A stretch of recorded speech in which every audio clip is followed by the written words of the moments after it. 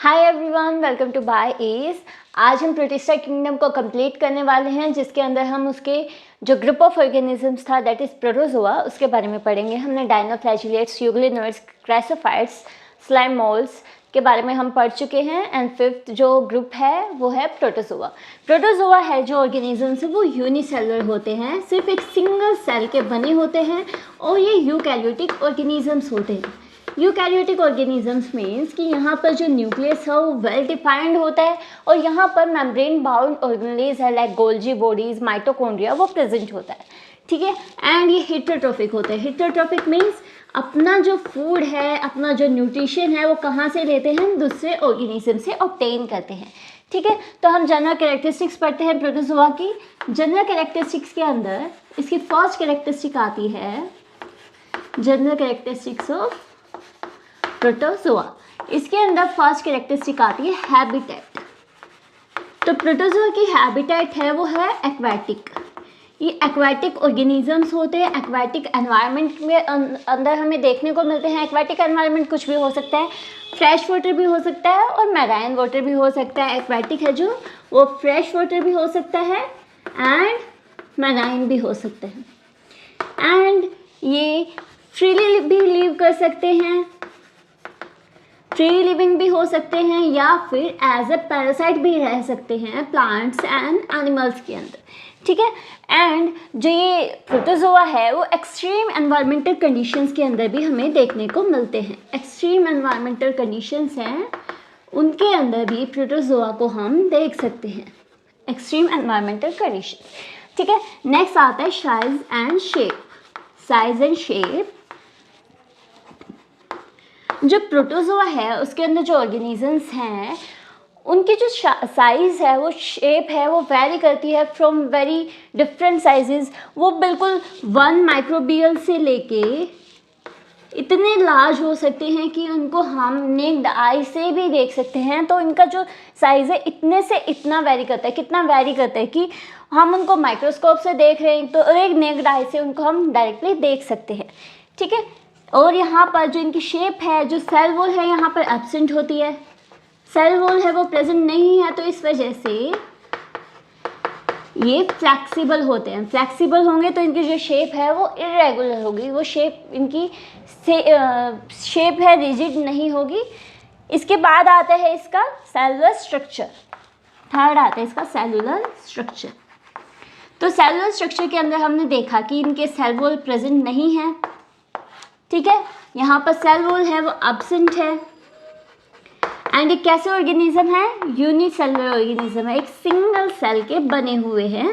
And eukaryotic organisms हैं, तो इसका मतलब यहाँ पर मेम्ब्रेन बाउंड ऑर्गेनेल्स है लाइक गोल्जी बॉडीज, माइटोकॉन्ड्रिया वो प्रेजेंट होंगी। और यहाँ पर जो न्यूक्लियस है उसके पास भी न्यूक्लियर मेम्ब्रेन प्रेजेंट होगी, ठीक है। यहाँ पर जो न्यूक्लियस है उसके पास एक और ऑर्गेनेल होती है न्यूक्लियस के पास। न्यूक्लियस के पास एक कंपार्टमेंट होता है दैट इज न्यूक्लियोलस, ठीक है, जिसके अंदर उसका जेनेटिक मटेरियल होता है, ऑर्गेनिज्म का प्रोटोजोआ का जेनेटिक मटेरियल होता है। और यहाँ पर जो न्यूक्लियस है वो एक भी हो सकता है, दो भी हो सकते हैं या दो से ज़्यादा भी हो सकते हैं। एक होता है लाइक इन अमीबा, पैरामीशियम के अंदर दो होते हैं, micronucleus and macronucleus. And Opalina के अंदर दो से ज़्यादा न्यूक्लियस हमें देखने को मिलते हैं। तो इसका मतलब क्या है कि प्रोटोजोआ के अंदर, ऑर्गेनिजम्स के अंदर हम ये नहीं कह सकते कि एक ऑर्गेनिज्म के अंदर सिर्फ एक सिंगल सेल मिलेगा, कि हर ऑर्गेनिज्म के अंदर एक सिंगल सेल मिलेगा। किसी ऑर्गेनिज्म के अंदर सिंगल सेल हो सकता है, किसी ऑर्गेनिज्म के अंदर दो न्यूक्लियस हो सकते हैं, एक सिंगल न्यूक्लियस हो सकता है, दो न्यूक्लियस हो सकते हैं या फिर दो न्यूक्लियस से ज़्यादा प्रेजेंट हो सकते हैं एक प्रोटोजोआ ऑर्गेनिज्म के अंदर, ठीक है। नेक्स्ट आता है कि इसके अंदर जो न्यूक्लियस है, जैसे पैरामीशियम के अंदर ये सीलिएट है, इसके अंदर सीलिया प्रेजेंट होती है। यहाँ पर जो न्यूक्लियस है वो दो टाइप का प्रेजेंट होता है, दैट इज माइक्रो न्यूक्लियस जिसका साइज स्मॉल होता है एंड मैक्रो न्यूक्लियस, ओके। यहाँ पर जो साइटोप्लाज्म है प्रोटोजोआ के अंदर, साइटोप्लाज्म है दो के अंदर डिवाइड होता है, एक्टोप्लाज्म जो बिल्कुल ट्रांसपेरेंट होता है, यहाँ पर कोई भी ऑर्गेनेली प्रेजेंट नहीं होती, बिल्कुल वाटर लाइक होता है। एंड एक होता है एंडोप्लाज्म। एंडोप्लाज्म है, ट्रांसपेरेंट नहीं होता। यहाँ पर जितने भी सेल की ऑर्गेनेलीज हैं, उस ऑर्गेनिज्म की ऑर्गेनेलीज प्रेजेंट है, वो प्रेजेंट होती है, इस वजह से ये ट्रांसपेरेंट नहीं होता। और यहाँ पर कई ऑर्गेनिजम्स के अंदर पेलिकल प्रेजेंट होती है। जो पेलिकल है प्रेजेंट है तो वो सेल वॉल की तरह ही वर्क करती है, उनको एक डेफिनेट शेप प्रोवाइड करती है। और यहाँ पर प्लाज्मा मेम्ब्रेन भी प्रेजेंट हो सकती है ऑर्गेनिजम्स के अंदर प्लाज्मा मेम्ब्रेन प्रेजेंट है, पर यहाँ पर सेल वॉल एब्सेंट होती है। कई ऑर्गेनिजम्स के अंदर पेलिकल प्रेजेंट हो सकती है या फिर क्यूटिकल प्रेजेंट हो सकती है, जो इनको एक डेफिनेट शेप प्रोवाइड करती है, ठीक है। और यहाँ पर साइटोसोम प्रेजेंट होता है। साइटोसोम प्रेजेंट होता है जो क्या करता है, जो फूड है, एक्सक्रीटा है, उसको उनकी बॉडी से बाहर रिमूव करता है। और यहाँ पर बॉडी कैविटी भी प्रेजेंट होती है, जिसको हम कहते हैं गलेट। सीलिएट्स के अंदर बॉडी कैविटी प्रेजेंट होती है, दैट इज कॉल्ड गलेट, जिसके अंदर उनकी ऑर्गेनेलीज प्रेजेंट होती है, ठीक है। नेक्स्ट आता है कि जो इनके अंदर वैक्यूल, एक साइटोसोम, गलेट और उसके अलावा एक सेंट्रल वैक्यूल प्रेजेंट होता है। सेंट्रल वैक्यूल का काम क्या होता है, ओस्मो रेगुलेशन का। ओस्मो रेगुलेशन का काम होता है। ओस्मो रेगुलेशन क्या होता है कि ऑर्गेनिज्म के अंदर अगर एक्सेस वाटर प्रेजेंट है तो वो उसकी बॉडी को हार्म कर सकता है, तो उस एक्सेस वाटर को रिमूव करने के लिए ओस्मो रेगुलेशन प्रोसेस होता है। और उसके लिए एक स्पेशल ऑर्गेनेली प्रेजेंट होते हैं, दैट इज को सेंट्रल वैक्यूल, और वो प्रोटोजोआ के अंदर प्रेजेंट होता है। नेक्स्ट आता है न्यूट्रिशन। प्रोटोजोआ के अंदर न्यूट्रिशन कैसा होता है, तो हमने पढ़ा कि यहाँ पर न्यूट्रिशन था वो हेटेरोट्रोफिक था। नेक्स्ट है न्यूट्रिशन, तो यहाँ पर हेटेरोट्रोफिक न्यूट्रिशन होता है एंड होलोजोइक न्यूट्रिशन होता है। इसके अंदर होलोजोइक न्यूट्रिशन, जो होलोजोइक न्यूट्रिशन है वो क्या होता है, यहाँ पर फैगोसाइटोसिस होता है। ऑर्गेनिज्म को ये कंप्लीट एंगल्फ कर लेते हैं, फैगोसाइटोसिस होता है यहाँ पर। और हेटेरोट्रोफिक ऑर्गेनिज्म है ये। हेटेरोट्रोफिक ऑर्गेनिज्म मीन्स कि दूसरे लिविंग ऑर्गेनिज्म से अपने फूड को ले रहे हैं। वो living organism as a prey भी हो सकता है या फिर लिविंग होस्ट पर भी रह सकते हैं, उसके अंदर भी रह सकते हैं as a endoparasite, okay. और यहाँ पर जो न्यूट्रिशन है वो स्पेशल स्ट्रक्चर्स के अंदर लिया जाता है। जो न्यूट्रिशन है वो स्पेशल स्ट्रक्चर्स के द्वारा लिया जाता है, दैट इज साइटोसोम, ओके। और यहाँ पर जो अमीबा है उसके अंदर सूडोपोडिया है, वो हेल्प करती है, सूडोपोडिया हेल्प करती है to engulf the food. Next आता है सीलिया। सीलिया क्या करती है, फूड को, जैसे ये एक ऑर्गेनिज्म है, ठीक है, यहाँ पर फूड प्रेजेंट है, तो यहाँ पर सीलिया प्रेजेंट है, वो क्या करेंगे, वो उसको पीछे की तरफ धकेलेंगे। और यहाँ पर साइटोसोम प्रेजेंट होता है, तो यहाँ से जो फूड है वो ऑर्गेनिज्म की बॉडी के अंदर चला जाता है। तो सीलिया क्या हेल्प कर रहे हैं, फूड को साइटोसोम की तरफ ले जाने में हेल्प कर रहे हैं। तो यहाँ पर जो प्रोसेस है न्यूट्रिशन का वो कहाँ से शुरू होता है, फर्स्टली जो इंजेस्टेड फूड है वो कहाँ जाएगा, वो साइटोसोम के थ्रू होता हुआ ऑर्गेनिज्म की बॉडी के अंदर जाएगा। वहाँ पर एक फूड वैक्यूल की फॉर्मेशन होगी। जो फूड वैक्यूल है, यहाँ पर एक वैक्यूल होता है, सैक लाइक स्ट्रक्चर होता है, जिसके अंदर डाइजेस्टिव एंजाइम्स प्रेजेंट होते हैं। तो यहाँ पर डाइजेस्टिव एंजाइम्स प्रेजेंट है। जो ये डाइजेस्टिव एंजाइम्स है वो क्या करेंगे, डाइजेस्ट कर देंगे जितना भी फूड प्रेजेंट है उस फूड वैक्यूल में। और यहाँ पर जो फूड है, जो न्यूट्रिशन हमें मिला आफ्टर डाइजेशन, वो डिस्ट्रीब्यूट कर दिया जाएगा टू द होल बॉडी, तो ये होता है इसका न्यूट्रिशन का टाइप, कि फर्स्टली फूड को इंजेस्ट किया जाता है with the help of pseudopodia या फिर सीलिया, और उसके बाद क्या किया जाता है, साइटोसोम के अंदर लिया जाता है, फूड वैक्यूल की फॉर्मेशन होती है। फूड वैक्यूल के अंदर डाइजेस्टिव एंजाइम्स प्रेजेंट होते हैं, जो उस फूड को डाइजेस्ट करते हैं, उसको ब्रेक डाउन करते हैं, स्मॉल न्यूट्रिशन के अंदर डिवाइड करते हैं। एंड उसके बाद जो न्यूट्रिशन हमें मिला उसको होल बॉडी के अंदर डिस्ट्रीब्यूट कर दिया जाता है। नेक्स्ट आता है लोकोमोशन। जो ये ऑर्गेनिजम्स है प्रोटोजोआ, उसके अंदर लोकोमोशन 4 टाइप से होता है। नेक्स्ट आता है लोकोमोशन। तो लोकोमोशन यहाँ पे 4 टाइप से होता है। सीलिया के थ्रू हो सकता है लोकोमोशन, सूडोपोडिया के थ्रू हो सकता है लोकोमोशन, एंड यहाँ पर लोकोमोशन हो सकता है फ्लैजिला के थ्रू। ठीक है, तो ये 3 टाइप्स हैं, ये लोकोमोटरी ऑर्गन्स होते हैं, सीलिया, सूडोपोडिया, फ्लैजिला। और यहाँ पर इनके लाइफ साइकिल है वो कैसी होती है? लाइफ साइकिल में इनकी 2 स्टेजेस होते हैं, डोर्मेंट स्टेज, एक डोर्मेंट स्टेज होती है, एक वेजिटेटिव स्टेज होती है। जो डोर्मेंट स्टेज है और वेजिटेटिव स्टेज है, ये एक दूसरे के अल्टरनेट होती है। पहले डोर्मेंट स्टेज प्रेजेंट होगी, फिर वेजिटेटिव स्टेज आ जाएगी, फिर दोबारा डोर्मेंट स्टेज आ जाएगी, फिर वेजिटेटिव स्टेज आ जाएगी। और यहाँ पर हार्श कंडीशंस को सर्वाइव करने के लिए सिस्ट फॉर्मेशन होता है। सिस्ट फॉर्मेशन क्या है? एक बॉडी के बाहर हार्ड कवरिंग बन जाती है, जो भी चेंजेस इन टेम्परेचर है, चेंजेस इन पीएच है, उसके लिए रेजिस्ट करती है, रेजिस्टेंस होता है उसके अंदर। और यहाँ पर एक स्टेज प्रेजेंट होती है, दैट इज ट्रोफोजोइट। ये स्टेज है वो कहाँ प्रेजेंट होती है? जो ऑर्गेनिजम्स पैरासाइट्स होते हैं, जिनके अंदर कुछ ऑर्गेनिजम्स पैरासाइट्स होते हैं, उनके अंदर ट्रोफोजोइट स्टेज प्रेजेंट होती है। और ये क्या करती है? ये एक इन्फेक्टिव स्टेज होती है, जिस ऑर्गेनिज्म के अंदर प्रेजेंट होगी उसको इन्फेक्शन कोज करेगी, ट्रोफोजोइट स्टेज। ओके, नेक्स्ट आता है रिप्रोडक्शन। न्यूट्रिशन हो गया, लोकोमोशन हो गया, नेक्स्ट है रिप्रोडक्शन। जो प्रोटोजोआ है उसके अंदर रिप्रोडक्शन कैसे होता है? यहाँ पर रिप्रोडक्शन बाइनरी फिजन के थ्रू होता है।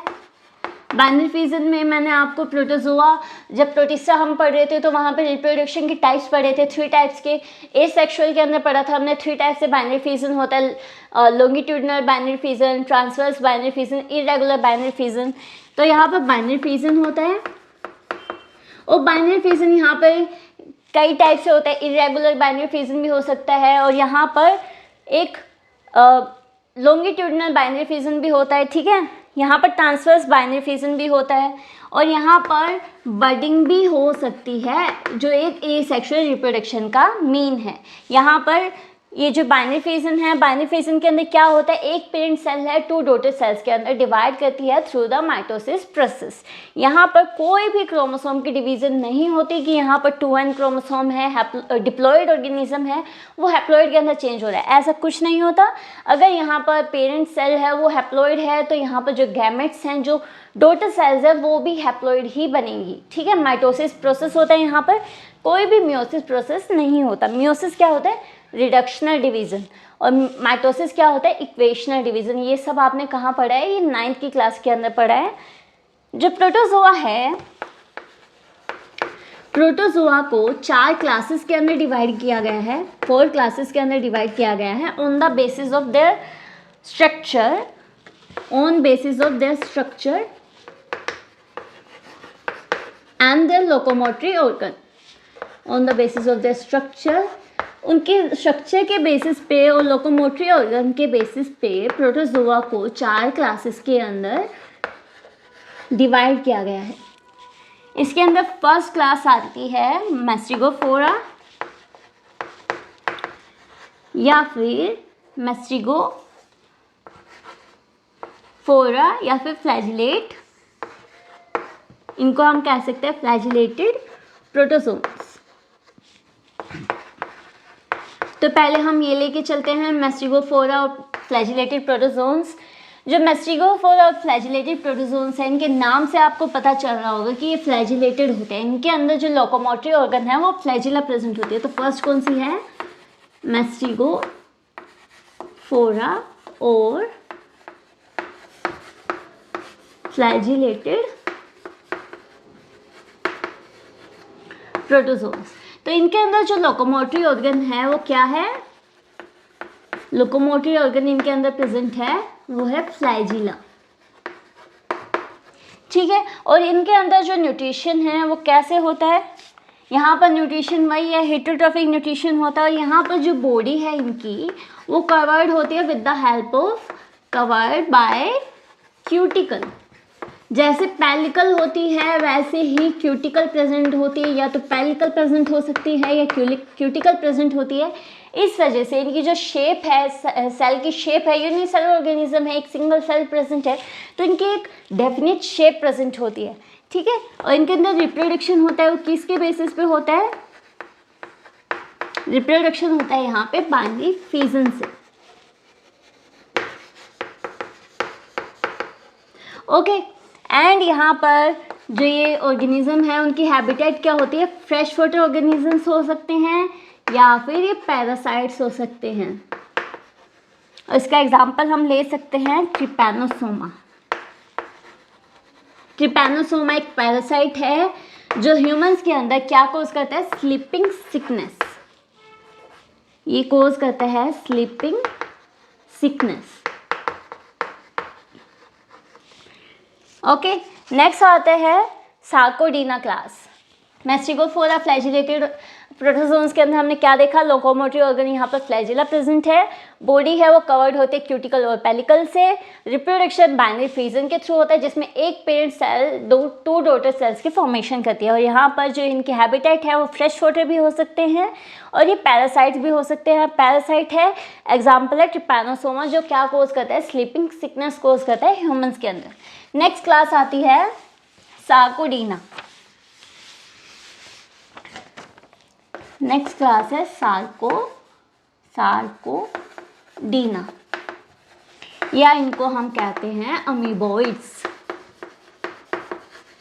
यहाँ पर इनकी जो शेप है वो इरेगुलर होती है, इरेगुलर शेप के होते हैं ये, ठीक है। और यहाँ पर लोकोमोटरी ऑर्गन है वो सूडोपोडिया होता है। सूडोपोडिया का मीनिंग क्या होता है? सूडो मीन्स होता है फॉल्स एंड पोडिया मीन्स होता है फीट। तो यहाँ पर इनके फॉल्स फीट प्रेजेंट होते हैं जो बिल्कुल फीट की तरह दिखते हैं पर ये फीट नहीं होते, सूडोपोडिया होते हैं ये। और यहाँ पर जो मूवमेंट है वो सूडोपोडिया के थ्रू ही होती है। और यहाँ पर कोई पेलिकल प्रेजेंट नहीं है, तो यहाँ पर नो डेफिनेट शेप होगी, तो इरेगुलर शेप के ये हमें देखने को मिलते हैं। ओके, और यहाँ पर कॉन्ट्रेक्टाइल वैक्यूल प्रेजेंट होता है। कॉन्ट्रेक्टाइल वैक्यूल प्रेजेंट होता है जो क्या करता है? जो भी एक्सक्रीटरी प्रोडक्ट है, वेस्ट मटेरियल है, उसको बॉडी के बाहर थ्रो आउट करता है। और यहाँ पर रिप्रोडक्शन होता है किसके थ्रू? बाइनरी फिजन से होता है। और बाइनरी फिजन यहाँ पर हम इरेगुलर बाइनरी फिजन देखते हैं। यहाँ पर इरेगुलर बाइनरी फिजन के थ्रू रिप्रोडक्शन होता है। इसका एग्जाम्पल हम ले सकते हैं अमीबा। अमीबा का आपने स्ट्रक्चर देखा होगा, कुछ ऐसे स्ट्रक्चर होता है। यहाँ पर क्या प्रेजेंट होता है? दिस इज न्यूक्लियस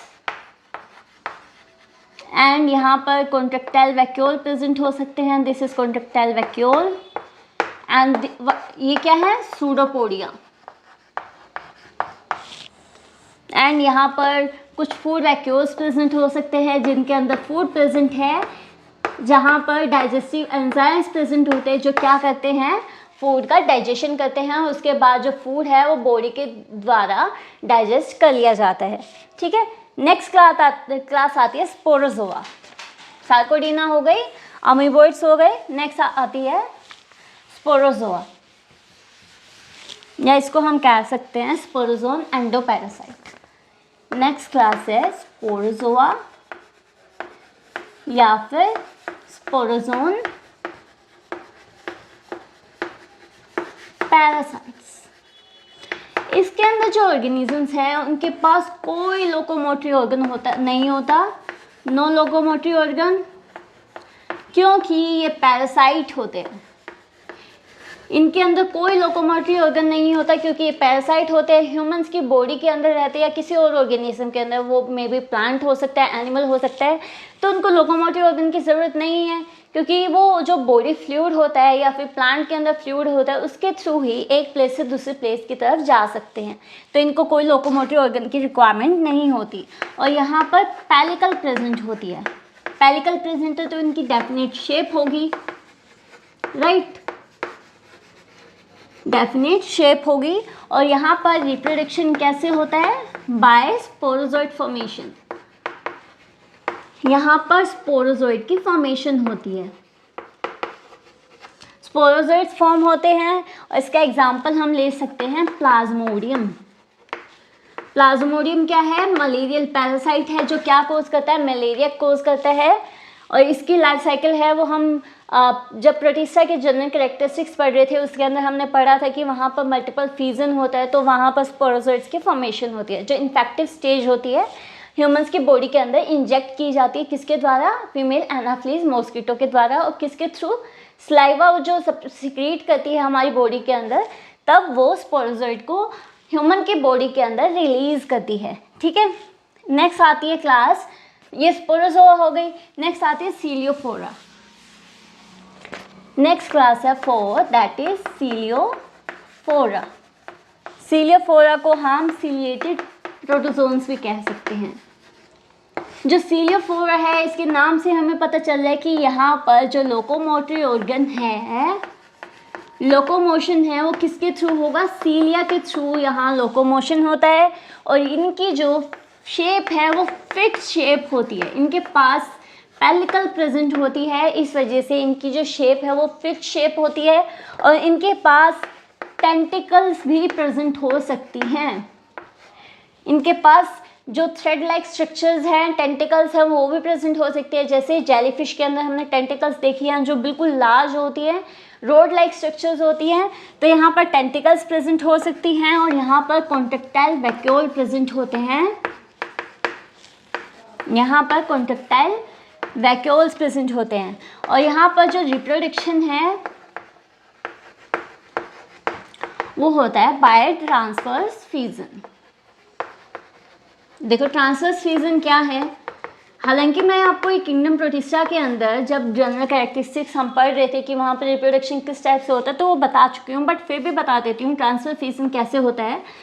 जो सीलिएटेड है प्रोटोजोन से उसका एग्जांपल हम ले सकते हैं पैरामीशियम। तो यहाँ पर क्या होता है कि यहाँ से परों की फॉर्मेशन स्टार्ट होती है, तो दो यहाँ पर पैरामीशियम बन जाते हैं, एक जैसे कुछ ऐसे बन जाते हैं। और यहाँ से डिवीज़न स्टार्ट हुई थी तो ये दो न्यू डॉटर सेल्स की फॉर्मेशन कर देते हैं, न्यू पैरामीशियम की फॉर्मेशन कर देते हैं, इसको हम कहते हैं ट्रांसवर्स फ्यूजन। और यहाँ पर सिस्ट फॉर्मेशन भी होती है, अनफेवरेबल कंडीशंस के अंदर सिस्ट भी फॉर्म हो सकती है। सिस्ट क्या है? हार्ड कवरिंग की फॉर्मेशन हो जाना जो रेजिस्टेंट होती है किसके लिए? टेम्परेचर और पीएच के चेंज के लिए। ठीक है, तो यहाँ पर हम इसका डायग्राम ले सकते हैं। तो इसका अगर हम डायग्राम लें तो ये है इसका एग्जाम्पल पैरामीशियम। ये क्या प्रेजेंट है? ये प्रेजेंट है इसका साइटोसोम, जिसको हम एनल पोर भी कहते हैं। सीलिएट्स के अंदर ये काम क्या करता है? ये काम करता है एक्सक्रीटा को बॉडी के बाहर पहुंचाने का।